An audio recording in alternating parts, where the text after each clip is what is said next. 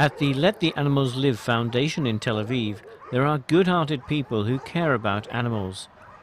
Etty Altman, the foundation's spokesperson, believes that her mission is to look after the well-being of animals. Earlier this month, the Israeli Minister of Environmental Protection recognized her efforts of rescuing animals for the past 25 years. Ms. Altman claims that about 100,000 dogs are put to sleep in Israel every year, and there are more than 2 million stray cats roaming the streets. This situation can be reversed with proper education starting from kindergarten. If kids are taught from a very young age about compassion and mercy towards the weak, and if there would be fewer animals on the streets with dogs and cats sterilized, then we would be able to put an end to it. We receive a lot of pleas. I get at least 100 emails every day about animals being harmed and abused. The foundation's kennel provides shelter and medical attention for animals.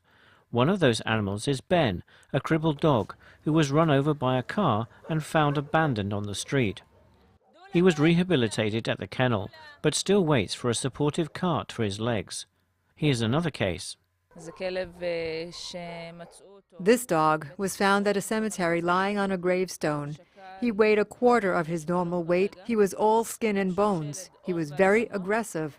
After some tests, we found he has a disease called leishmania, which is infected by sandflies. After careful treatment, the dog was rehabilitated. The animal shelter doesn't believe in putting animals to sleep. We object to putting animals to sleep. We have animals that have been with us for 12 and even 15 years. Here we do our best to give every animal a chance to survive.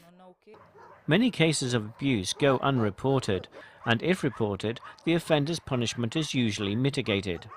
According to figures received from the Ministry of Agriculture, between 2008 and 2010, an overall number of 204 cases of cruelty to animals were addressed in Israel.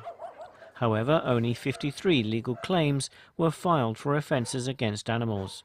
In most cases, the offender is not caught. But when the offender is caught, the punishment is absurd, and the police close the case out of a lack of interest by the public.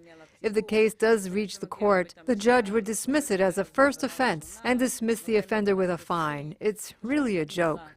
The problem hasn't been taken seriously by the public and local authorities, and there are many animals that are left deserted on the streets, looking for a home.